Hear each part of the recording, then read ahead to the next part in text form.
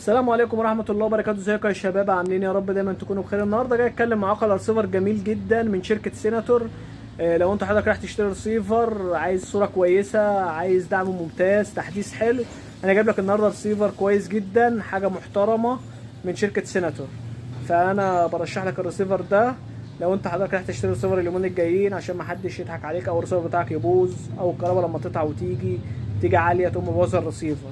فرسيفر محترم بتحديث متوفر لو بعد 10 سنين، البوردة بتاعته كبيرة. تعالى كده اما نتفرج على الرسيفر مع بعض.